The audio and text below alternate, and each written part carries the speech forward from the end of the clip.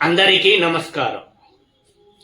భారత రాష్ట్రపతి ద్రౌపది ముర్ము శబరిమలై అయ్యప్ప స్వామిని దర్శించుకున్నారు.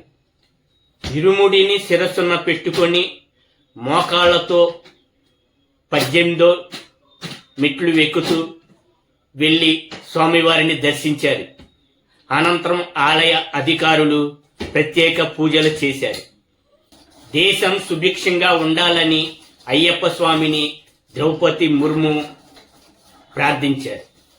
కేరళ బీజేపీ అధ్యక్షుడు రాజీవ్ చంద్రశేఖర్ నేతృత్వంలోని బీజేపీ ప్రతినిధుల బృందం ద్రౌపది ముర్మును కలిశారు.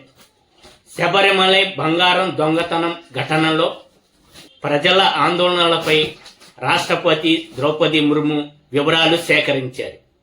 అక్టోబర్ 21 నుంచి 24 వరకు కేరళలో పర్యటనలో ఉంటారు. పూర్తి వివరాలు సేకరిస్తారు.